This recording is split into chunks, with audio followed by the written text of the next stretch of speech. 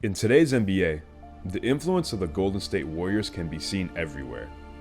Their system of spacing, ball movement, and relentless three-point shooting has transformed how every team plays the game. The Warriors' dominance is a product of the modern era, a game where franchises live and die by the three-point shot. But what if I told you that there was a team nearly a decade earlier that laid the groundwork for that very style of play? And that team? The 2009 Orlando Magic. They weren't just another underdog story. They were pioneers in blending a dominant center with modern offensive NBA concepts. And they paved the way for how today's NBA teams approach shooting, spacing, and versatility. Let's break down how this squad helped start this revolution.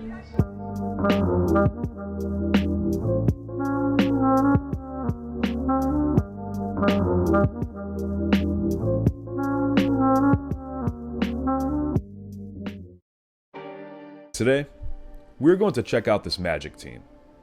That team had a dominant center, elite shooting surrounding him, and a system that blended those advantages perfectly. Sound a little familiar? Yeah, it should. But the Orlando Magic weren't the team you were thinking of that created the blueprint for the modern NBA offense.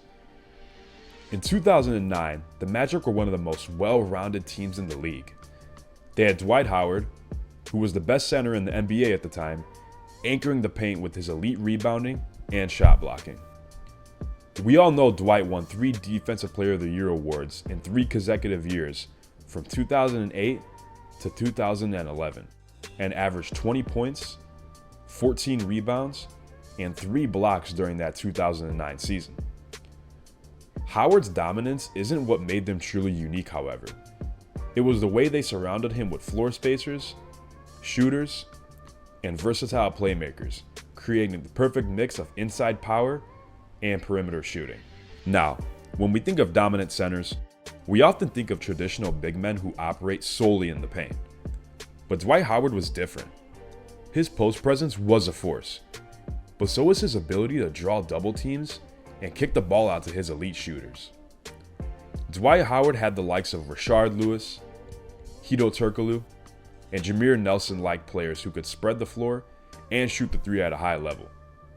This forced defenses into very tough decisions on a nightly basis. We're either going to collapse on Dwight Howard, or we're going to risk leaving the three-point shooters wide open. And man, were they able to knock down those shots. The 2009 Magic were one of the first teams to embrace the idea of a stretch 4, who in this case was Rashard, who could pull defenders out of the paint while shooting at a high percentage from beyond the arc. And I know y'all didn't forget about Rashard, who shot a respectable 47% from 3 that season, and including the playoffs. He even shot 50% from the 3 ball in home games. Mans just didn't know how to miss. This was the perfect idea with having Dwight taking up space in the paint, while Lewis and Hedo Türkoğlu stretched the defenders to the arc. The Magic were also putting up nearly 24 three-point shots a game throughout the season and in the playoffs, which is a hefty amount considering that it was a whole 15 years ago. This style of play wasn't just effective on the offensive end. It gave the Magic an edge on defense too. They had the perfect balance of rim protection and perimeter shooting. These elements have become a key standard in today's NBA. Big men who can protect the paint, but also create spacing on the offensive end. That season, the Orlando Magic ranked 2nd in blocks per game at 5.3 and 3rd in defensive rebounds at 33.3. Let's just take a quick look at some of today's teams, like the Warriors, the Denver Nuggets, or even the Bucks. They all share a similar concept of spacing the floor with shooters while allowing the big men to dominate the paint or facilitate the offense. But the OG 09 Magic were way ahead of the curve. Howard was not being depended on just to score the basketball. He was definitely the focal point, don't get me wrong here. But that team around him was built to utilize the three-point shot as a weapon. Now let's fast forward really quick to today's NBA.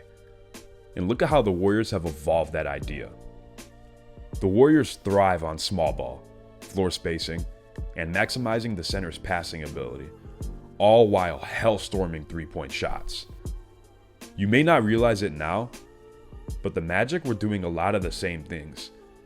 They just did it with a traditional big, instead of a stretch big like you see in today's NBA.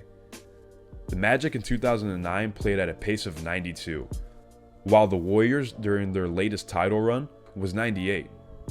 Which, if you think about it, really isn't a massive difference. It is also worth mentioning that in the 2009 NBA Finals against the Los Angeles Lakers, Dwight was tasked with guarding Pau Gasol, Andrew Bynum, all while having the Black Mamba on the court. This is where we saw him make those passing reads and was the beginning of the shift where the center's role wasn't just about scoring in the post, rather to use that inside dominance to stretch the floor. Unfortunately, they just weren't able to keep up with the LA Lakers. Even when shooting 38% as a team in the finals, the Lakers were just too much and won the series in 5 games.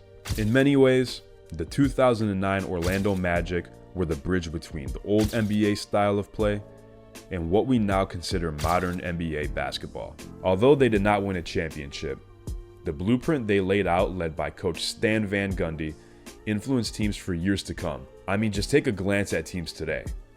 The Warriors being known for their unfair shooting barrages, the Bucks having Giannis with no remorse in the paint, and the Nuggets using Jokic as a passing hub. The 2009 Orlando Magic's concepts can be seen pretty much anywhere. So when we talk about modern offenses in the NBA, whether you're a fan of it or not, don't forget to give some credit to the 2009 Magic. They were way ahead of their time, and it kind of makes me wish we could have seen this team return to the finals, or even defeat the Lakers in 2009. Who knows what heights it could have reached post 2009. But what do you guys think? Go ahead and drop your thoughts in the comments below, and be sure to hit that like button and subscribe for more deep dives into the history of the greatest game in the world. Thank you for tuning in, and we will catch you next time.